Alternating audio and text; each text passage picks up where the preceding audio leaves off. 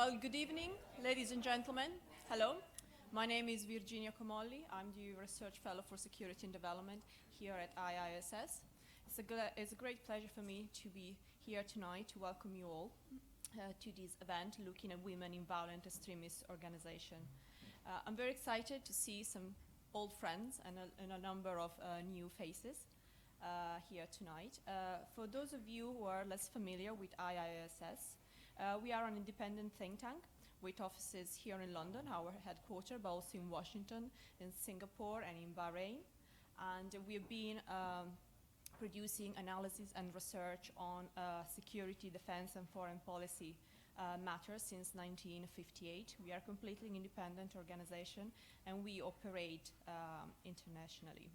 We are also a membership organization, and we have approximately 15% of our members were female, so we are very keen on expanding our female membership. And I would really like to strongly encourage all of you to join us and to cooperate with us and help us build a stronger network of female security, defense, foreign policy experts. In order to do so, we have a number of colleagues from our membership department who will also be able to talk to you at the end of the discussion. They will be able to tell you about membership opportunities, and I've been told that for those of you who would like to sign up tonight, there are some free books in order. We also run a series of events for our members, and there is one coming up in April, on the 14th of April, between 1 and 2 p.m. that might interest you all. And that's an event with Professor Kristen Chinking, who is a professor of international law at the London School of Economics, and is also the director of the recently inaugurated Center on Women, Peace and Security, also at LSE. She'll be talking here on the issue of the road to ending sexual violence in armed conflict. So again, 14th of April, between 1 and 2. For those of you who are interested, please sign up at the end of tonight's discussion. But let's turn to tonight's topic. In recent years, we have seen a growing number of campaigns and initiatives to sensitize public opinion about the severe impact of conflict on women and the use of sexual violence in particular as a weapon of war. Most often, women are portrayed as victims, overlooking the fact that women themselves can be perpetrators of violence and can also have a key and active role in preventing violence. All of this, of course, is also true in the context of violent extremism. Women have joined in both combat and support roles. And this has not been the prerogative of any one region of the world or a specific type of armed groups. We have seen women among the FARC in Colombia, as well as with rebels in Kachin in Myanmar. We have seen women fighting with the Naxalites in India, but also we've seen women among the Lord's Resistance Army in Uganda. And certainly I don't need to remind you of all the women who have traveled from Europe and other places to join ISIS. But there is something about women in violent groups that often leaves people perplexed. In most societies, women are still seen as the gentle creatures, those who make life, don't destroy it.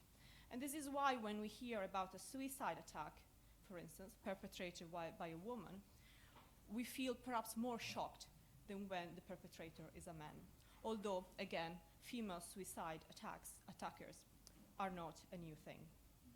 So today we are here to discuss some of these issues, why women join groups, whether the drivers of today's violent women are different than in the case of earlier groups, and so on.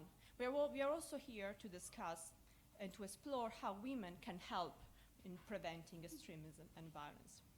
And to do so, we could have no better speakers than Rachel and Joanna. Joanna will speak first. Joanna is a doctoral candidate in the Department of War Studies at King's College. She is also a research affiliate with the Canadian Network for Research on Terrorism, Security and Society, and also affiliate with the Public Safety Canada. Her work focuses on women in violent extremism, countering violent extremism, and countering terrorism practices in the UK, Canada, and Yemen.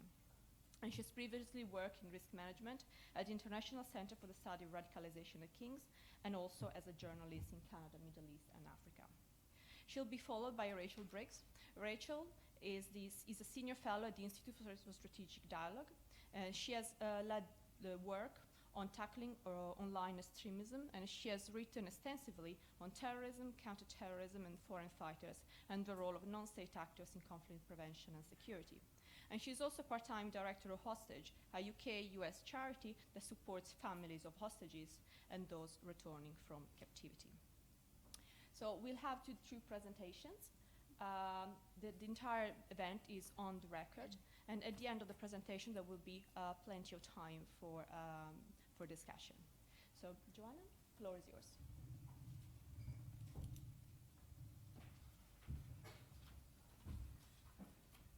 So, good afternoon, ladies and gentlemen.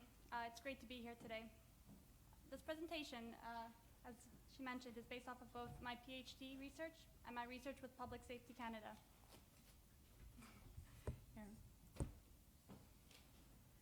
But I should note that this research is independent and it does not reflect the views of anybody but myself.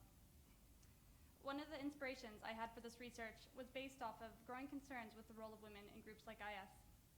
While women have been involved in terrorist and violent extremist groups for decades, I think we still have trouble recognizing the roles that they play and the importance that they have for the success of these groups more broadly. So today I'm going to do three things with the presentation. First, I'm going to briefly discuss the roles that women have taken in extremist groups, including as migrants, and look a bit closer at IS. Second, I'm going to discuss what social movements can offer in our understanding of these groups. And third, I'm going to outline these with a couple examples.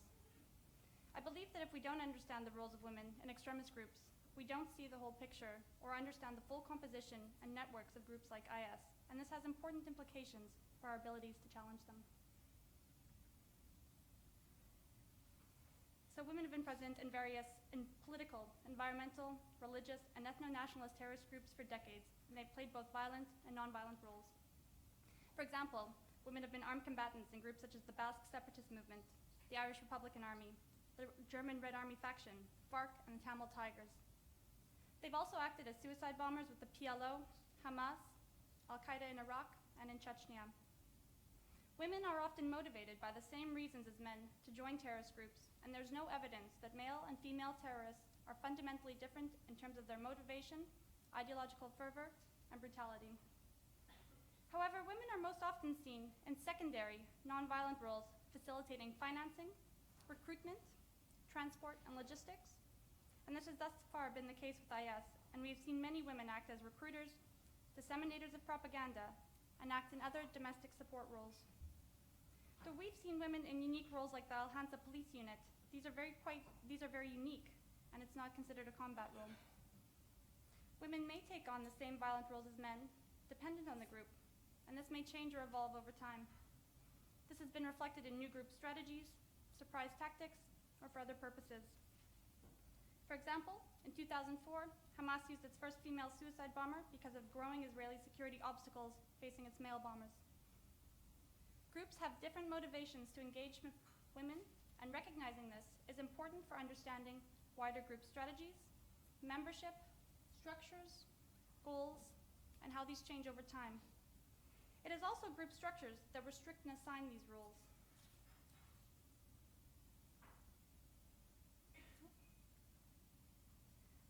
There's also been a growing concern over women traveling abroad to join IS, even if the roles are not yet violent. Women now account for 18% of Western migrants to Syria. This means that up to 550 are amongst the 3,000 Westerners that have gone abroad, including over 50 from the UK. Many of these women have been motivated by the idea of building caliphate, personal needs such as a sense of adventure or freedom, and personal relationships. These don't differentiate from men in many ways. And these are important for understanding an individual's motivation for joining IS. But what I don't think we focus on enough is how this is reflective of, and may in fact inform, larger group goals and dynamics. So one way I suggest to better understand the roles of women in extremist groups is to look at social movements. And we're all familiar with social movements, for example, an environmental or a political protest movement, where groups form around a specific interest to reach a common goal. But how can you look at a group like Greenpeace and reflect on IS? Violent extremists and terrorist groups can be viewed as social movements in many ways, as they share three common traits.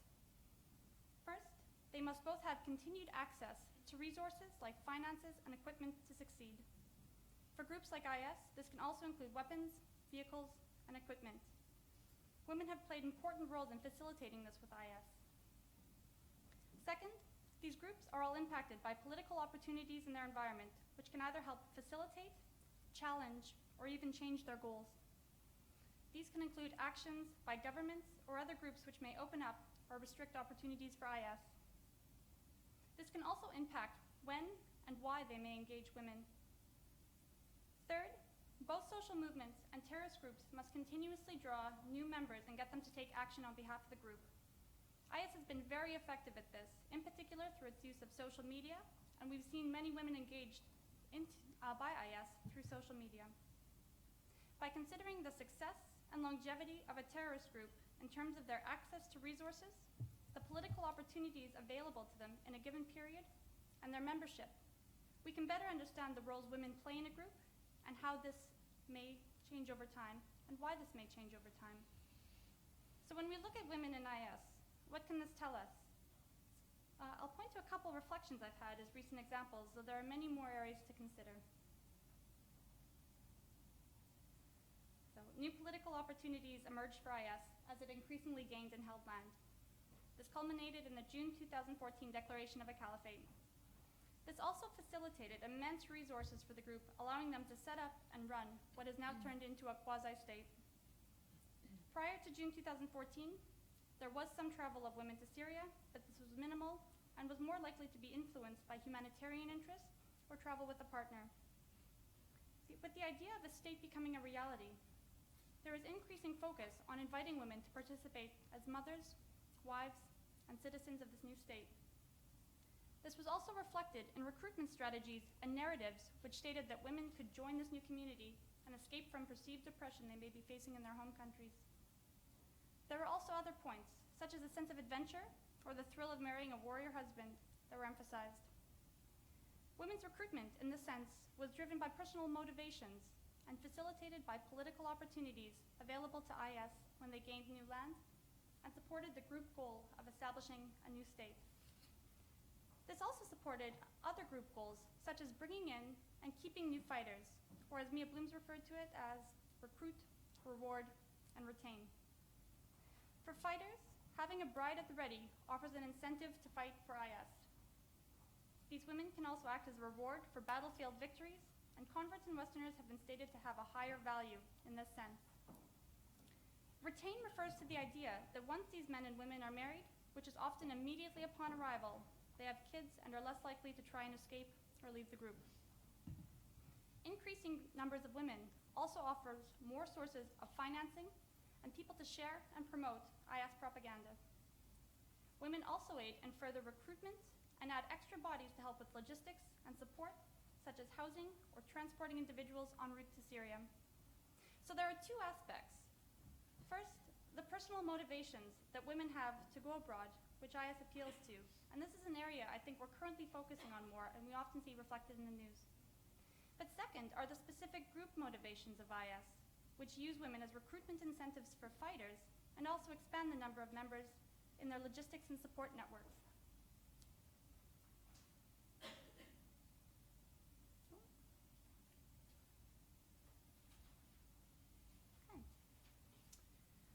So, as I mentioned, political opportunities that emerge for a group also impacts the roles of women in these groups. When we consider this, we can view, for example, Boko Haram's Pledge of Allegiance to Islamic State and see this as a political opportunity that has emerged for IS. While this has allowed IS a new ally in the region, this may also impact the role of women in both groups.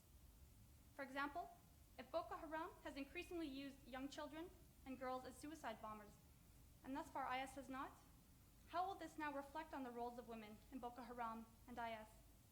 Will they at all? And if not, how can this inform larger ideological or tactical alignment of the two groups? The language and target audience of IS materials related to women can also help inform larger group strategies and goals. So, for example, IS released an Arabic-only publication entitled Women in the Islamic State, Manifesto and Case Study, which Aquilium translated in January 2015. They noted it is aimed at recruiting women from the region to join IS, specifically Saudi women. When considering larger group goals and strategies, I consider, does this indicate that IS is increasingly facing challenges recruiting women from the West? Do they require a higher number of women to encourage fighters to stay? Are women from Saudi able to offer more in terms of material support and finances, or are they just more willing to join? When we look at the roles of women in this sense, I think it opens up a broader understanding of the dynamics, challenges, and goals of a group, and how these change over time. So it's a very brief presentation today, but I'd like to summarize some of the key points I've tried to outline. Women have been present in all types of terrorist organizations from various political, religious, and ethno-nationalist backgrounds for decades. This is not new, and we need to start thinking more about how their roles impact the longevity and success of these groups. One way I suggest it's helpful to start doing this is by looking at social movements. Both social movements and terrorist groups need to bring in resources to succeed. Both are restricted or facilitated by the political environments they operate in, and both need to recruit new members and get them to engage in action to make the group succeed. So even if we don't see women taking on the most violent and reprehensible roles in groups like IS, we should understand how their participation helps these groups succeed or thrive in other areas. This can help us more comprehensively understand a group and may also inform how some groups manage to survive longer, gain more success, and also helps us recognize how different actors and events impacting groups like IS. This also helps inform how or why IS might engage different groups like Western or foreign women for different purposes in different periods. So instead of viewing the roles of women as secondary, less important, or in limited terms, we must understand that like terrorist organizations themselves, these roles are dynamic and changing, and they impact the group's longevity and success. We have to pay attention to this. Thank you.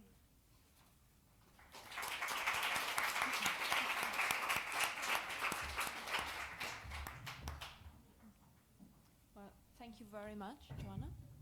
I'll now turn to Rachel. Thank you very much. I'd like to start by playing you a film.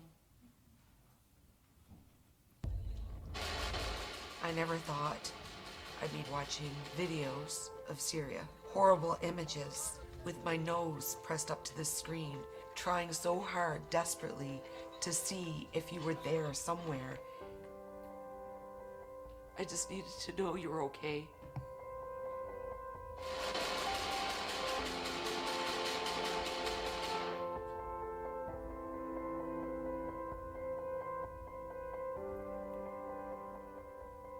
Davey, one of the favorite things I enjoyed was when your friends would come over, Christmas time, Easter, Halloween, and I'd cover the whole table with every piece of candy I could find, make different colored frostings. We'd have music on, everybody'd be smiling and laughing and decorating all the cookies. And then you'd start eating all the candy instead.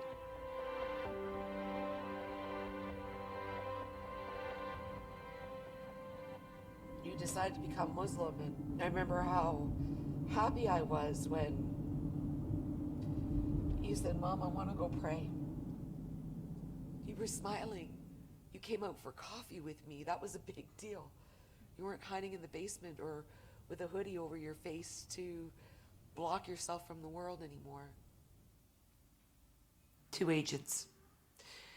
They walked in, sat down, and asked questions about you. And I said that you were gone to Egypt to study. They explained at that time that they'd been watching you for almost 2 years. They thought that you'd gone over into Turkey to a training camp, a place where they train people to fight.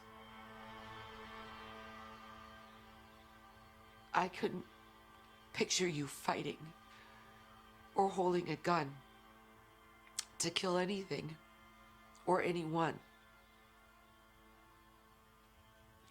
And they said from there, you would likely cross the border into Syria.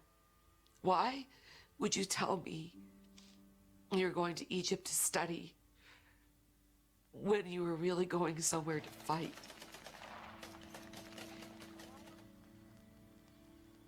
I hadn't heard from you in a month. I didn't know if you were alive, and I became consumed with searching for you. And this is how I did it, in your room,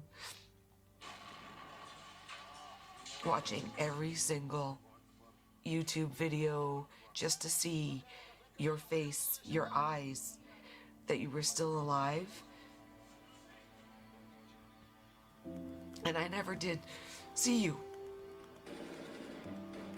How was I supposed to do anything when all I wanted to do is look for you and find you alive?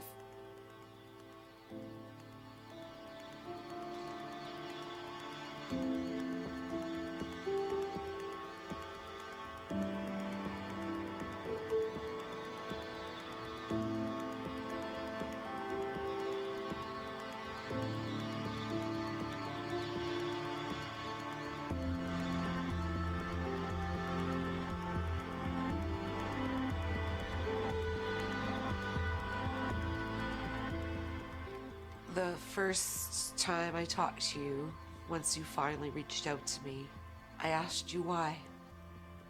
Your explanation to me was what was going on in the world was wrong, and nobody was helping them. They were being tortured, murdered, raped. You had to finally do something productive with your life, and so that you'd chosen that that's where you needed to be to help save them. I remember you telling me, you can't guilt me into coming home. I didn't try to guilt you. Damien, we just wanted you to come home.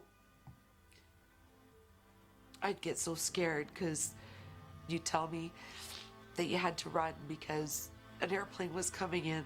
It was flying low. And when they flew low, they dropped bombs.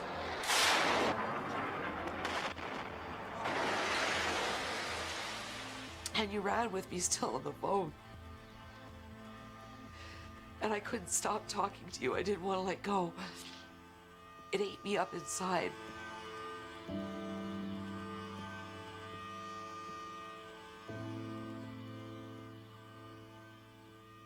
On January 14th, 2014, I was sitting at the table doing some work.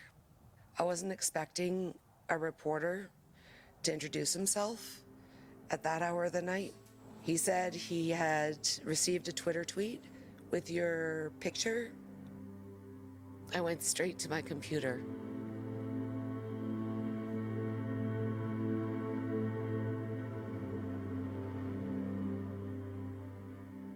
I just sat there frozen, staring at the computer, reading your eulogy over and over again. The next morning, I took Luke to an appointment, and thank goodness I had somebody there when I had to break the news to him, because I don't think I could have done it on my own. All I could do was gather everybody up in the house, turn off the TV, and then the phone started ringing over and over and over again. Different journalists wanting to talk to me.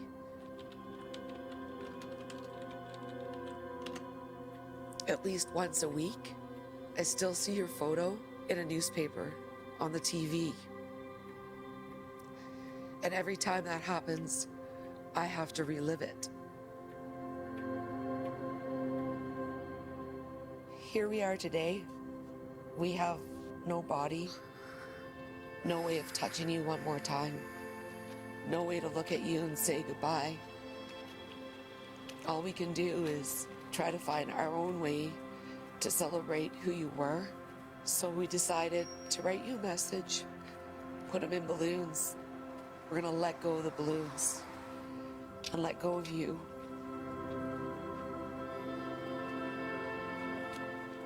That's all we can do. That's all we have.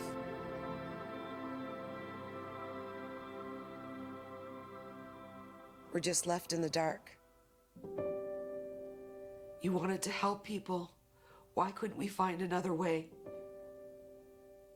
How do I start understanding why you would leave us to fight, to hurt people? Why didn't you come home? Once you saw what it was, why didn't you come home? How do we live our life knowing some of the things that you may have done?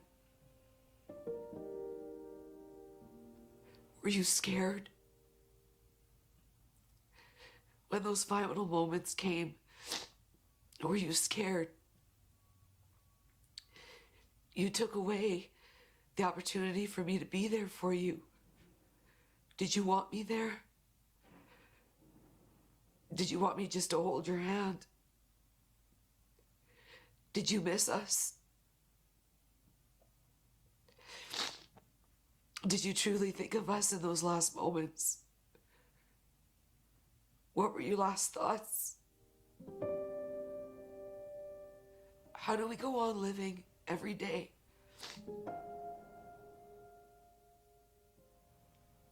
How do I know that you really truly knew how much I loved you? How do I live with those memories?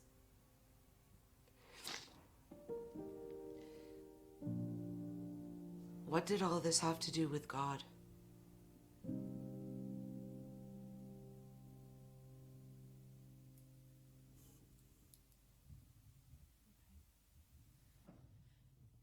Thank you, Rachel.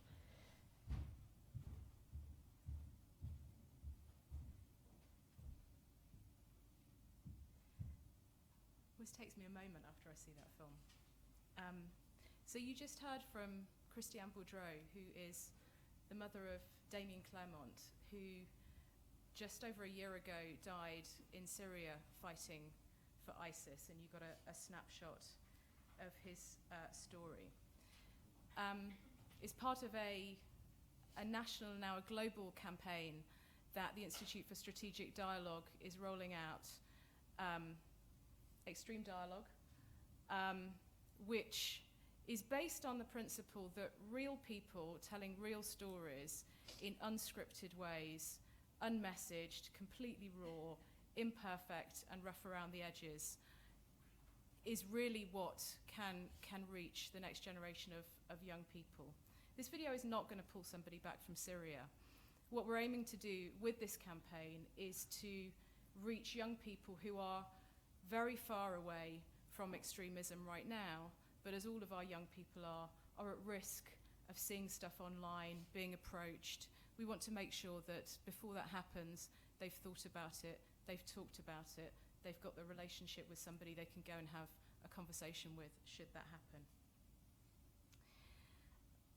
So we're here tonight to talk about women and extremism, and we've heard from Joanna about how women can be part of the problem.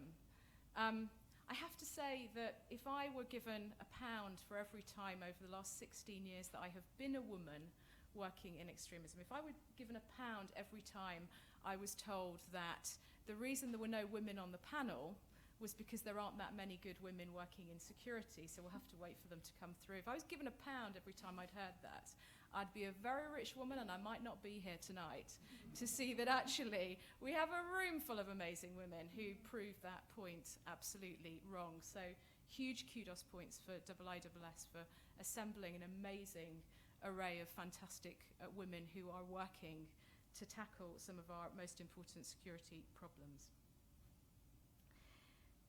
What I think is really interesting about the discussion we're having tonight actually is that I think Joanna did a wonderful job of challenging many of the assumptions we have about the role of women. She was looking at women as being part of the problem, and as she very eloquently said, we tend to assume that either women will not be drawn to extremism, or if they are, they're probably in auxiliary positions where they're supporting or procreating and so on and so forth. And we know why that happens, partly because there is a certain element of truth in it, partly because as researchers, as analysts, as decision makers, we do bring our own stereotypes, prejudices, and assumptions to any information we come across. And of course, we choose how we interpret it. There is no absolute fact. There is no absolute truth. And what I think is interesting about the way that we're looking at this issue tonight is that Joanna is challenging us to look and to question those stereotypes in terms of the role of women in creating the problem. And what I very much hope to do is to challenge our stereotypes in relation to the way in which women can be part of the solution. The first thing we tend to do is see women as victims. Now, Christiane is far from being a victim. You did see her weep quite a lot in that film, and our filmmakers told us they had to stop filming over and over and over again because the waterworks were flowing. She filmed with us less than a year after her son was killed in Syria. It was still very raw. But this is not a woman who is a victim. And let me tell you something else about Christiane. You probably got the impression from that film that she is a strong woman.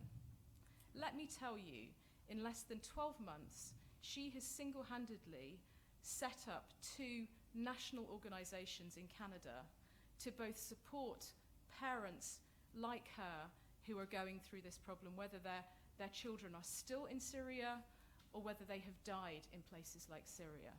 And she has also set up a national campaign in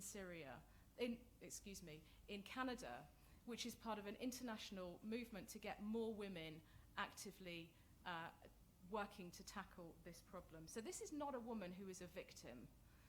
She has been impacted by dreadful, dreadful events, but she is fighting, and she is absolutely part of the solution. The second thing that we assume, going back to what Joanna was saying about the auxiliary roles, the supportive roles, we have an assumption that if women have a role to play, it is almost by accident and it is very passive. I've been working in security since the late 90s, and you can tell me afterwards that I don't look as old as that makes me. But in my time working here in London on these issues, I can tell you that over at Scotland Yard, we have had women, one after another, running our counter-terrorism command. We have had 2 Director Generals of MI5 who are women, and we have a female Home Secretary. There is no lack of strong female leadership in the security domain right at the highest levels. There's many other reasons, though, why women are absolutely central to the fight against pernicious, disgusting networks like ISIS.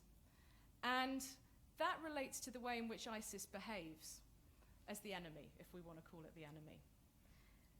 One of the reasons I think that ISIS has been very successful so quickly and has, quite frankly, taken us all by surprise and caught us off guard is because they have done what I would call, they have mainstreamed.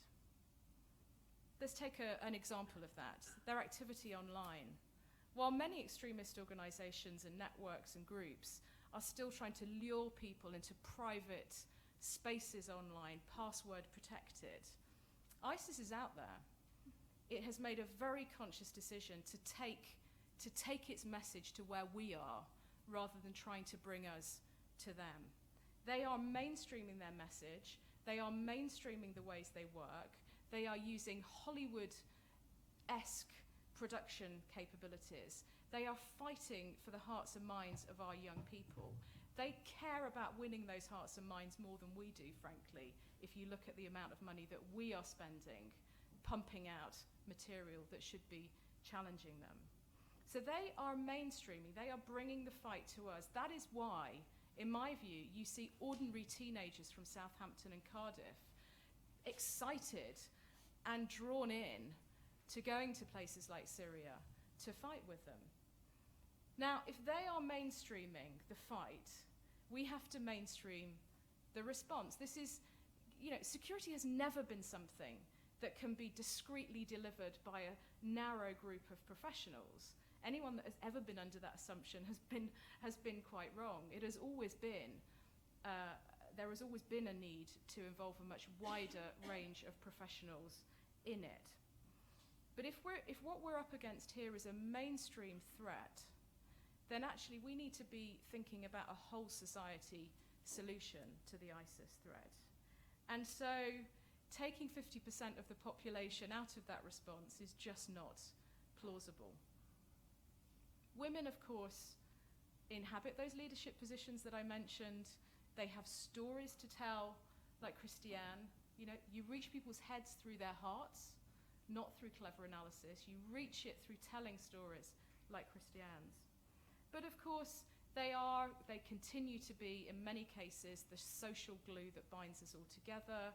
They run groups in society. They work at the community and the grassroots level. As we've seen, there is a special role for parents in reaching young people who might be otherwise driven towards ISIS. And women, in my experience, because they are fairly sort of rare beasts, sometimes in these discussions about security responses, they bring a different way of thinking. They tend to challenge some of those long-held assumptions, some of those hierarchies and those bureaucracies, and they shake things up. And my goodness, if this is not a time when we have to shake up and reassess our approaches to counterterrorism, I don't know when it is. So I guess I will leave it there. I hope that Christiane's story has inspired you that women are not victims. Women, like our current Home Secretary, like the current head of the counterterrorism operation at Scotland Yard, are leading, are driving, and are very far from being passive actors in counterterrorism. Women have so much more to offer, and I very much look forward to a discussion on what I really, really welcome tonight is an excellent gathering of some amazing women and men. And I thank you for your time and your patience.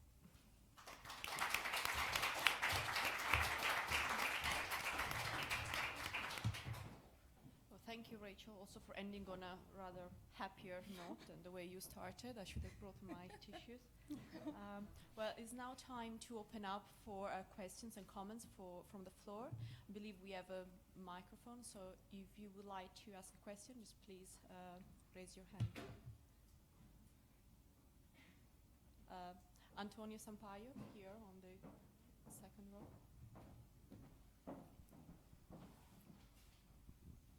Thanks. As a security analyst, I rather go very often to the women as part of the problem in terms of membership in armed groups. So running the risk of generalizing a little bit, do we have any data or any sense of whether women tend to have a longer career, if we can put it that way, in armed groups? I'm saying this because I've talked to someone here in the UK who spent years as a prisoner of the FARC in the jungles of Colombia, a woman.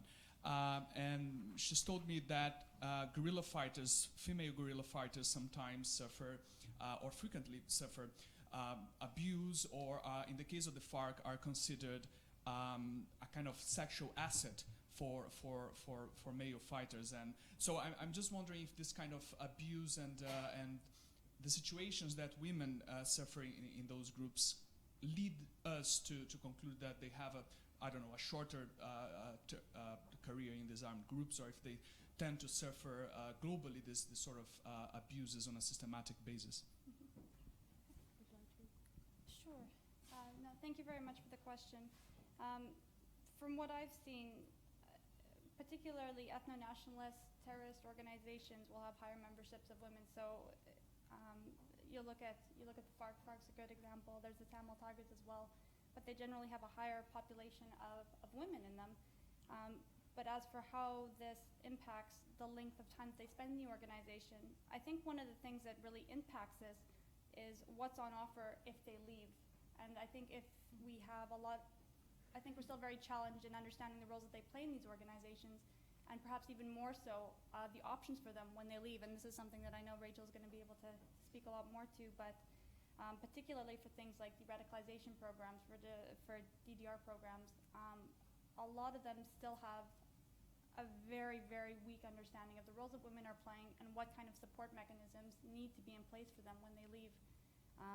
So I think that would certainly have an impact on a country-to-country or a case-by-case basis as to the length of time and what's on offer for them when they leave these groups. Yeah, sure. Thank you very much. From the Swedish Embassy.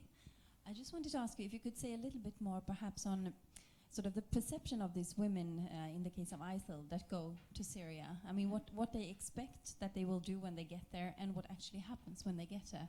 I mean, if you look at the videos, you know, you see mostly fighting and that's probably what they see as well. But when they get there, perhaps the role is a bit different. I mean, could there be a sort of mismatch in terms of what they expect, or do they actually know what they expect? Well, and we've actually got Melanie Smith here, and she's done a lot of really brilliant work on this too, and has really looked at a lot of good profiles of these women. But one of the things that I've really seen with them is there's three general motivations they have to go abroad, and I think one thing that's important to understand with these women is that each individual is very unique. They've got an individual story, they've got an individual driver that will motivate them to go abroad. But you see certain grievances that they have. You see some of them wanting to go participate in the building of a caliphate. Some just want adventure, or they have friends abroad. They have that sisterhood. They have personal connections that draw them abroad. So that everybody's going to have a different driver to take them there. But I think that what has been so unique with IS is the way that they've been able to manage social media. It is unprecedented. And the way that they are portraying and normalizing life there, I can't think of another example that has been able to do this so well and so effectively. And with that, I think it really takes away from what actually happens on the ground. It is a harsh existence. It is brutal. It is violent. And there is sexual violence. There is, you know, it is not in almost every single case what you signed up for. And I don't think we see that enough. And that's where I think, particularly with getting women involved in countering violent extremism and, you know, bringing these, if they return from places like Syria, their stories are going to have the strongest impact. Then there's no counter-narrative better than theirs to engage, because they're the ones that can say, we went abroad, we saw it, it wasn't, you know, we didn't buy it. What we signed up for, this was not it. Can I just wait one point on that, and then I'd love if I can, because my colleague, I don't know if we can give her like a minute to say something, Yeah, because she knows far more about this than I do. But I did just want to say one thing, which is that, you know, one of the really interesting and compelling things about ISIS, I hate to admit it, I work with families who've lost people to ISIS, I should say, and is that they realised about 18 months ago that they had to change the story that they were telling. And the story they are telling now is about what life is going to be like. It's about a future. It's about a vision of society. Now, I'm sure none of us in this room quite fancy that vision of society, frankly, but their narrative has shifted from being what they are fighting against to what they are building together.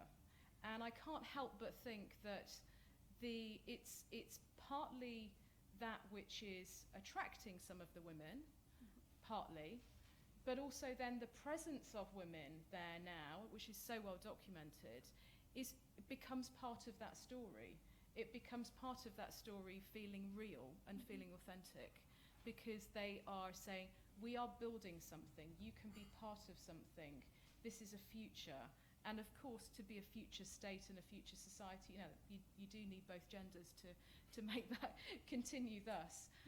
So I think there's an interesting sort of angle there around the storytelling and the special role that has in both perhaps attracting women, but also making women then a more central part of the narrative than they would be in a sort of a fighting against type of narrative. Sure.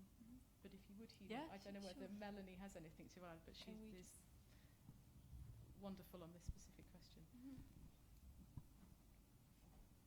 Hi. I think, really good point. I think what we see a lot of the time in the propaganda from Islamic State is that the narrative, especially towards men, they tend to take very real-world situations and current events and simplify them into very black and white terms where good versus evil is very obvious and you can be part of the good, and they feed this narrative that you can be the hero. And for the women, that good versus evil, their hero role is to be a good wife and to be a good mother and to be part of this state building process, because as we know, women are fairly essential for that. And that's something that women that we see through our research, they propagandize that very kind of blanketly, and women kind of celebrate. I think an important point to make here also is that we kind of see women as tending to be less violent than men generally in society, and something that we've seen through especially British girls, actually girls and women going to Islamic State, is that they are just as violent as the men, and they're very kind of effusive about this violence online. I think that's an important point just to add. Thank you. The lady over there on the fourth row.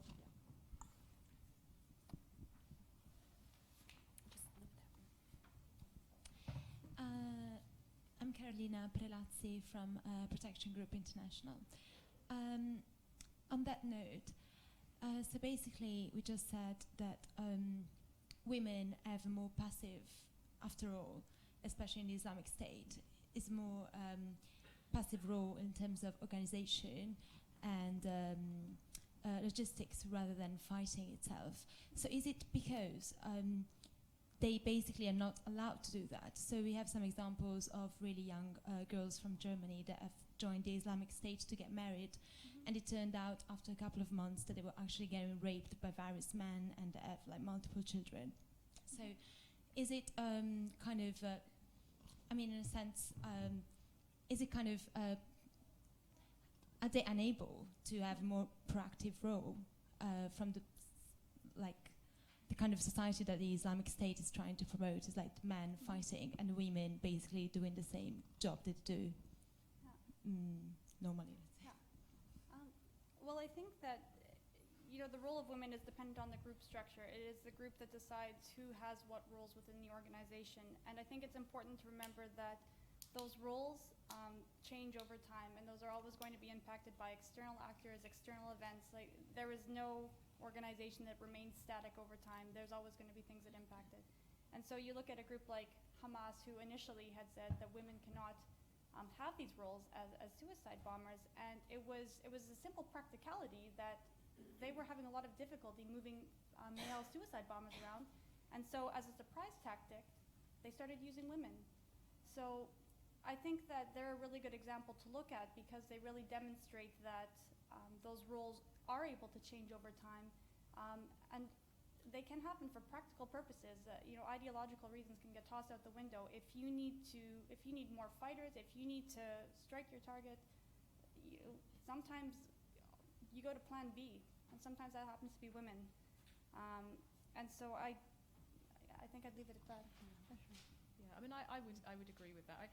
Just 2 points really quickly. One is that I think, while we've got some amazing experts in the room, this is still a fairly new area of study, and particularly in relation to ISIS, right? We're still trying to piece it together, which is, one of the reasons that Jana's work is really important, and we've launched our own program on this. And so we are still piecing it together. So let's not pretend we know everything.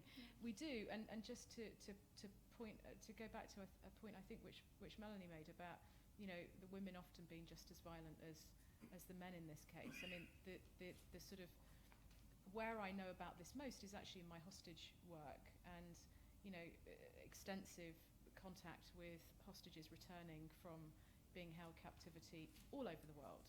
And without exception, they say that when there have been women amongst their captors, the women were the cruelest and the women were the hardest on them, and not just psychologically but physically as well. So that's not a scientific piece of analysis for you. That's just me having spoken to lots and lots of hostages over the years. But I guess I mention it because I just, I worry about us making any kind of assumptions in any kind of research field And I guess the worry in this is because we have such strongly fixed assumptions and stereotypes that we kind of see what we want to see. So I think it's a really interesting question. Gentleman, the first row here.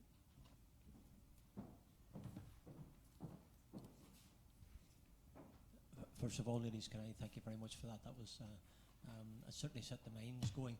I'm Jim Shannon, I'm a Member of Parliament for Strangford, and I'm also in the Royal College of Defence Studies, which is the reason why I'm here. And I want to hear what you've got to say. I suppose for me, coming from Northern Ireland, and you mentioned it earlier on, Joanna, in your about the IRA, I'm from the Loyalist and Unionist community, and that's where I'm from. So we were subject to IRA terrorism for some 30 odd years, very physically and very emotionally as well. But the question I want to get my head around, and the reason why I want to ask you the question, I can't for the life of me understand how any young girl or woman, I can understand why a man perhaps might wish to join an organisation for whatever those misguided reasons would be. But why would a lady from the Western world who has a chance of marrying, have the freedom of the Western world gives, has a chance of getting an excellent job, can be more than just a wife and a mother, can be a whole lot of things. Why would any person like that want to go to a violent, brutal organisation that beheads people just because they happen to be from the West, people who are charity workers who are working for them, who would set fire to a pilot in a cage and then show that all over the world, and the sexual abuse that the ladies and the girls go through as well? Why would any girl want to leave the freedom of the West to join ISIS? I can't understand it. And the question I want to ask is probably you, Rachel, because you mentioned it in your talk. You know, the social media is the key, I suspect, to all this. And what you said, or at least what you intimated, I taken from you what you said to me or said to everyone here in the room, was that you felt that that we need to do more. So my question is, what can we do to ensure that the young girls and the young fellas that we have here are not attracted? And what more can a parent do? Because as a parent and as a grandfather, you're always very conscious of the social media and how that affects. Some of those parents didn't know that their girls were going. So I asked myself, how would you know? That's my questions. A lot of questions in there, by the way. Sorry for all that. No, thank you. Very good. All very valid questions, and I think many people in the room have the same question in mind. Would you like to take what? Yeah, I might answer your second question a little bit more than your first question, because I suspect that's more. I'll give you a quick answer to the first question, which is people are really weird, aren't they? I mean, you know, if I told you about the crazy things I did at the weekend, you wouldn't believe me. But I'll let Joanna give you the sensible, rational, analytical response to that. But I mean, seriously, in terms of what we can do, I feel really angry about this, actually. I feel very angry because the other side, let's do black and white, let's do it because they do it. The other side is fighting bloody hard for the hearts and minds of our young people. They are not sparing a penny. They are not sparing anything in terms of quality of production process, storytelling. I mean, you know, they are giving us a masterclass in how you capture a young generation who, as you rightly said, should be running a mile from this crap, frankly. And they are throwing everything they've got at it. And they are fighting really hard. And what are we doing? Well, I can tell you exactly what we're doing because I've spent the last 3 years doing it. I have flown around the world at great expense to taxpayers, going from meeting to meeting to meeting to talk about the problem and why we should be doing things, but not really doing anything about it. And I don't do that anymore because I think it's a shocking waste of money. It's absolutely disgraceful that governments are spending hundreds and hundreds and hundreds, I mean, globally, millions is being spent on sending idiots like me to just go and talk about how awful this all is and how we really must do more. It's a disgrace. It's an absolute disgrace. And that's why we turned ourselves into a counter-narrative hub, because no one else was doing it. I work in a think tank. I shouldn't be producing films and running counter-narrative campaigns. That ain't my job. but I'm damn well going to do it because I'm really angry about it. And somebody has to start showing what's possible, why we should be working with filmmakers at the top of their game, why we should be working with executive advertisers who can tell us, how do you get that exact message to the exact person that needs it? Mm-hmm. How do you win people? That's the game that we need to be in. So what do we need to do? We need to throw one hell of a load of cash at this, frankly, because making films is not cheap. So there has to be money on the table. Stop paying for airfares for people like me to land in Abu Dhabi and Singapore, and it's a shocking waste. Start putting that money into producing content, working cleverly, getting it distributed. The campaign we launched in Canada, in 1 week, we managed to generate several hundred pieces of media coverage for the campaign. Our Facebook page, because we know what we're doing, reached 250,000 people. We managed to get in 1 week film views 50 to 60,000, 80% of which were in our target group. I mean, when you actually employ the technology that is available, when you work with professionals who know their bit of the puzzle and where to put it and how to solve, when you bring those people around the table, it is quite extraordinary what you can achieve. But you don't achieve it by having conferences in Abu Dhabi, and you don't achieve it by having, lovely meetings with endless expensive dinners in Singapore. So I'm afraid put some money in, get the technology companies to take this seriously, because quite frankly, they're a disgrace at the moment. There is a lot more that they could be doing. They could be employing their technology creatively. They could be getting the 20% of their staff time they're allowed to spend on charitable projects, could be doing this stuff. So the technology companies have got to play their part. You asked about the role of parents. Sorry, I'm banging on a bit because you've got me on my pet subject. The role of parents is really interesting and really important. And Christiane has become a good friend of mine, and I think she's an amazing and inspiring woman. And she will say herself, as she did in the film, I was pleased he'd converted because he'd been a nightmare for a few years and he wouldn't talk to anybody. And finally he was going out, he was coming out of his shell. Of course it wasn't the conversion that was the problem. It was then stuff that happened several steps down the line. Parents don't know what to look for. They don't know what the warning signs are. They can't begin to believe that it might be happening. It's a terrible, I don't have kids, but it must be a terrible thing to kind of think that your child is on the brink of doing something illegal, immoral, awful. And it's one of the reasons that we've launched the Extreme Dialogue campaign, is because you have to normalise this stuff, and you have to get kids talking to parents, parents talking to teachers, teachers talking to kids, talking to youth workers. What does propaganda look like when you see it? What do you do if you see it? Let's talk about how this stuff starts. I mean, your own home community is one of the, the work that has been done in Northern Ireland on critical thinking and working across communities should be an inspiration for us.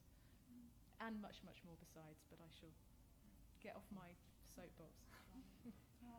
And I'd had the honor of interviewing Christiane over the course of this research too, and one of the things that struck me in her narrative, and one that I've heard in many others that have come out, is that they didn't know what to do. They were faced with a situation where they saw changes, where they saw red flags going up, but they didn't know how to engage. And so I think that's an area where practitioners and communities have to start working a little bit more closely together. But as for why these, why would we see young women leave the West and go abroad, do this? As I mentioned in my presentation, but it's one of the, men and women have the same motivations for joining these groups. In a lot of the cases, but it's usually kind of gendered roles or gendered understandings of how of what roles are available to them that in which they can access. Liz Pearson has done a lot of really good work on this as well, looking at how the spaces in which we operate can either restrict or facilitate radicalization too. And I think one of the common themes that I've seen too is these individuals, regardless of which group it is, whether it's IS or another terrorist organization, you see a grievance in the world, you see some kind of wrong that's being done, you look for a solution, and when somebody reaches out and says, I've got a solution for you, come join us, come, we can solve this together, and they really start narrowing those options, that's when you start seeing people come up with the idea that there is no other way to address this than joining this group, taking action, and going abroad. And there's a lot of different narratives that'll feed that kind of motivation as well. But I'll leave it at that. Thank you. There is a lady at the back. Hi, thank you very much.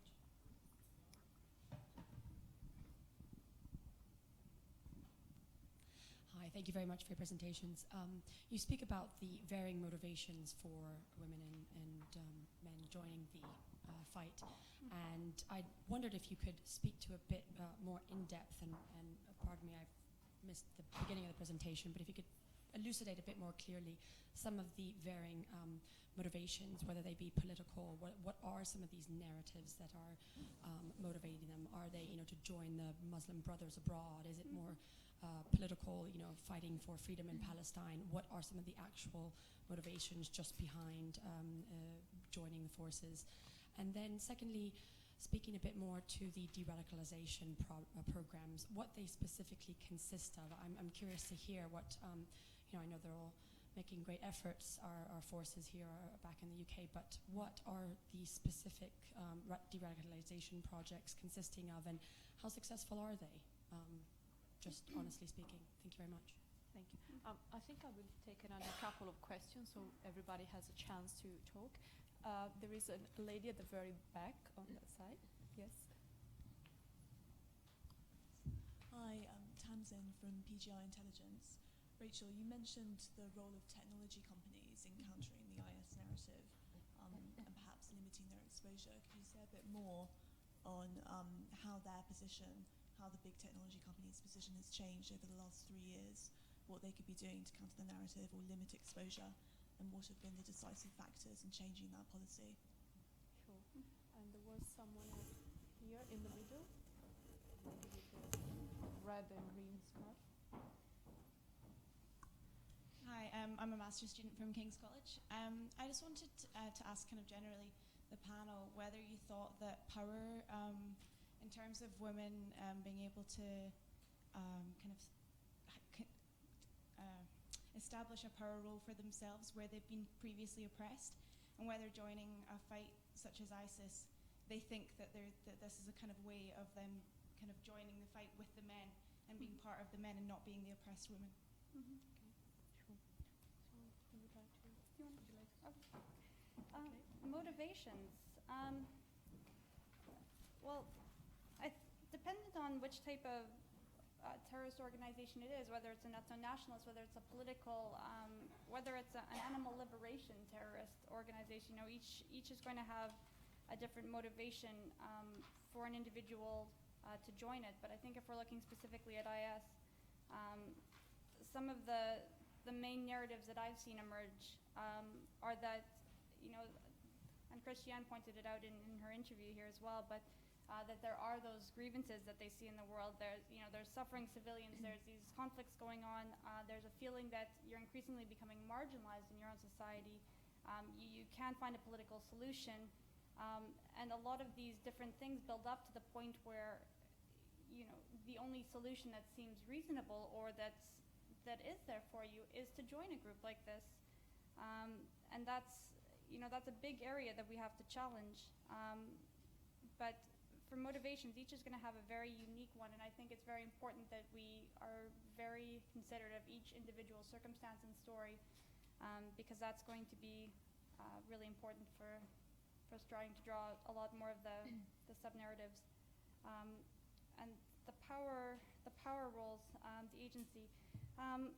With ethno-nationalist organizations, these are the kind of organizations where I think women would join up to gain more agency, to gain more power. So with the idea that when you participate in creating your own state, so you look at the Tamil Tigers or FARC, the idea that perhaps when you join an organization like this, you get to partake in building a new state, and as part of that, you've earned your right as a more equal member at the end of it. So I think that it's going to be very dependent on the type of state, or organization that you're looking at, but there's certainly that idea of agency, that idea that you can participate in a group like this, and it does demonstrate some kind of power in your life. You have that power to join the group, to participate, to take action, and you might have that restricted in other ways in your own life. But Okay.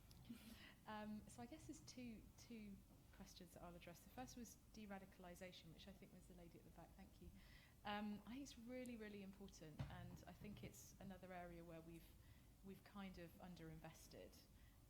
There's definitely stuff in place, but as far as I can see, and particularly when you look at de-radicalization or disengagement, and there are different schools of thinking, you know, disengagement is about stopping what you're doing, de-radicalization is stopping what you're doing and also stopping the way you were thinking, okay?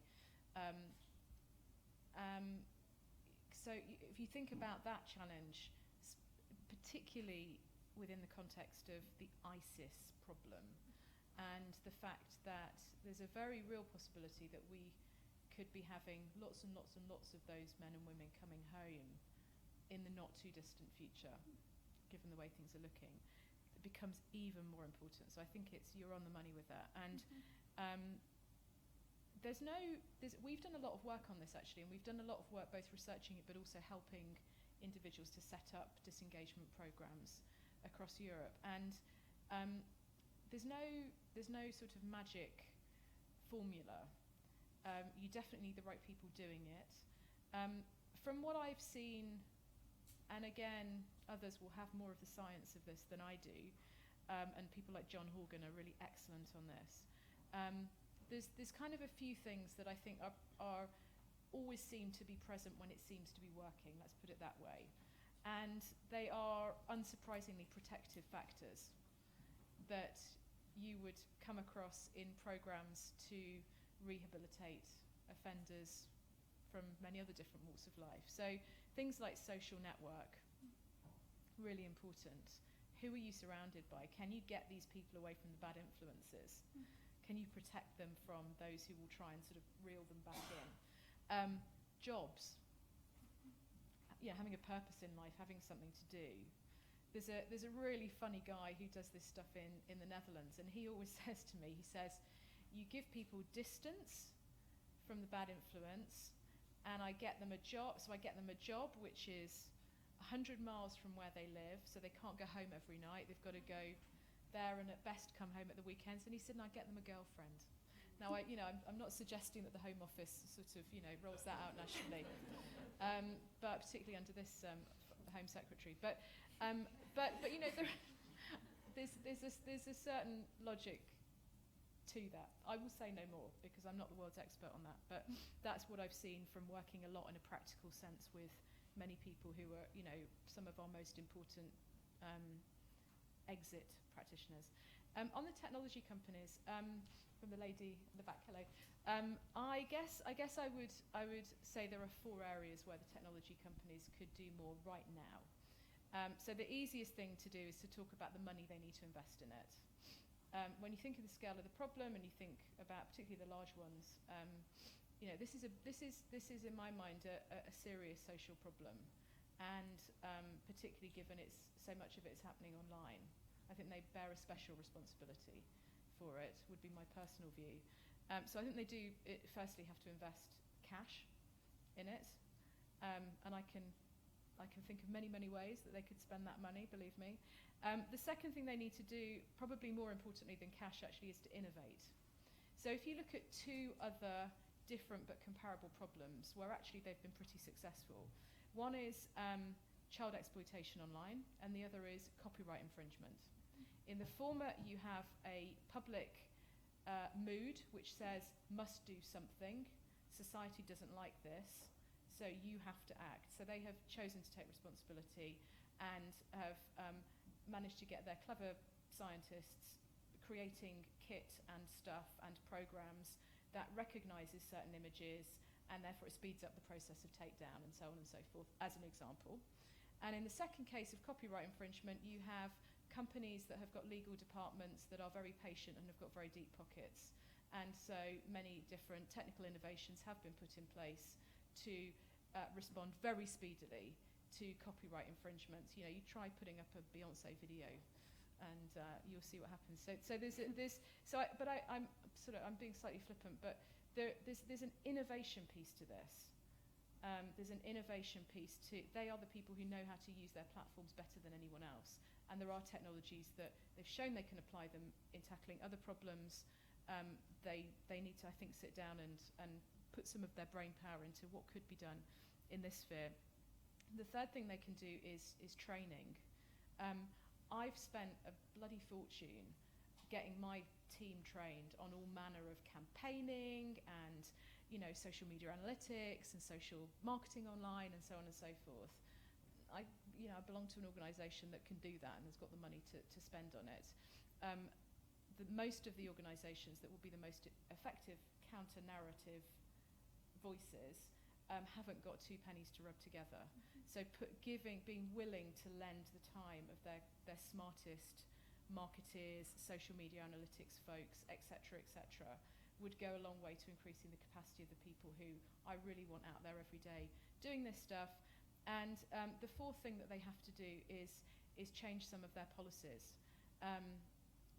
An issue that's incredibly close to my heart, given the hostage work that I do, is, you know, I have families calling me up asking me why, when they search for their father's name on Google, the first image that still comes up on Google Images is an image of their father with his decapitated head on his body. Now, there has to be a policy change, and I know there are all sorts of reasons of free speech and free expression and so on. I think the balance isn't in the right place. So I think there's a policy dimension to it as well. Thank you. Any final comments? Yes, I think we have time for two final questions here. Hi, Rima Kumari Jadeja, long-term member of the Institute and an academic from the military sciences. It was interesting to hear both of your talks, and also highlighting the point that women in violent extremist organisations isn't something new. It's more at the forefront now because of IS. But if you look back at, you know, FARC, after the Battle of Marcatelia, there were still 2 fighters left amongst the 48. That went on to increase to about 40% in current times. But whether it's, you know, Wafa Idris, or in 1991, the Tamil Tiger suicide bomber, who was a female, who assassinated Prime Minister Rajiv Gandhi of India at the time. What's interesting to look at when you recruitment into extremist organizations is usually looking at social conditions as drivers, ideology as drivers, how organizations exploit political, economic, social vacuums. But in current times, we're looking at almost a war which is centering on technology when it comes to recruitment that ISIS is employing. So one of my questions out of two is, you talked about the narrative. What narrative can we give that challenges the narrative that IS is currently giving? And they're giving a pretty convincing one. My second question is, 15 years ago, United Nations Security Council passed a resolution of 1325, formally acknowledging the importance of women's participation in peace and security. Very recently, in September, Security Council passed Resolution 2178, which for the first time acknowledged empowering women to halt radicalization. This could be reflective of the issues that we have with ISIS, and the Council understanding that women are part of the problem as well as part of the solution. So I'd just like to hear your reflections on that. Thank you. Sure. And the final question from the lady over there, who's been very patient. Thank you. Thank you. Catherine Brown, King's College London. Recently there's been discussions about radicalisation as being akin to joining a cult. And I was wondering what you two thought of that analogy, and what the pros and cons were of situating women's participation and similarising it to cult behaviours. Thank you. Who would like to start this time? As you wish. The narrative, challenging the narrative. I think one of the strongest counter narratives we can have is the narrative that, you know, what I bought into, what motivated me to go abroad, what I thought was over there for me, what I thought IS was a lie. It was not what I signed up for. And I think that engaging these kind of narratives from people who've been there, been on the ground, experienced it, some of these are the strongest counter-narratives you can get. And I know that even reflecting off of some different examples in Canada, even things like gang disengagement, some of the strongest voices you would hear countering gangs were former gang members. And they're very, there are distinctions between gangs and terrorist groups, obviously, but the idea that they're authentic, they know it better than anybody else, and they can really relate on a much more personal level than I think many others trying to come up with counter-narratives. So I think those are really important ones to look at. And empowering women in security. I think this probably falls a little bit more into my PhD research. I'm looking at women in counterterrorism in Yemen, of all places. But I think, as well with terrorism, we still view women in very limited terms in counterterrorism as well. So it's in both areas. And until we really understand the roles that women can play in it, you stick to very limited terms in which they can offer. That sentence didn't make a lot of sense. I'll have to come back to that one. It's late. Yeah. Sorry, I'll leave it for that. So I don't really think I can answer the cult question, but I'd love to know what you think. So can I talk to you later? Because I don't know very much about cults. But what I would say is that I think often there's a tendency to draw lines between different types of groups, different types of organisations that kind of make sense in our heads as analysts, because we're overthinking stuff because that's what we're paid to do, right? It maybe doesn't feel like that when you're looking at it from the other perspective. So I don't really know cults, so I would defer to you because I suspect you do. But I'm always wary about, and the gang question is a good one, because we at the Institute work across all forms of extremism. One of the things we run is the Against Violent Extremism Network, which is a global network of former violent extremists and survivors of violent extremism. Christiane is a member. And actually we find, completely unprompted by us, these amazing connections being drawn between particularly the former neo-Nazi who's running exit organisations and organisations that are working with former gang members. So there seems to be a weird connection there for whatever reason. So there's often kind of parallels you can draw. And then the question on the narrative, what narrative can challenge the ISIS narrative? Well, they don't have just one narrative. They've got loads of narratives. So if they're trying to appeal to, they're kind of, we have to think of ourselves as Diageo or Unilever. And Unilever has got loads of different soap powders, and there will be one that appeals just to me because I'm a woman in her late 30s who doesn't like doing housework. And then there'll be another brand that appeals to a man who's an obsessive compulsive disorder sufferer who cares what his detergent smells like. And they've got ways of messaging those in a way that appeals to me and in a way that appeals to him and a million other different customer bases. So I think what we're looking here is sort of, if you think about death by 1,000 paper cuts, it's kind of counter-narrative by 1,000 flowers blooming. And you need lots of different things. And we need to think of ourselves as marketeers and not search for the narrative. And I'm sure that's not what you were implying at all. What I would say is that in my experience of doing this stuff, and we trial a lot of stuff and we see how many hits we get, who views it, how long do they view it for, how do they share it, it's so clear that telling stories is effective. Think about how you learnt all of your lessons in life from when you grew up. Your parents told you stories, they used fairy tales, etc. Like the way that you build your view of the world, actually whether you realise it or not, is done through stories that are not perfect, but they kind of help you understand a bit of the jigsaw.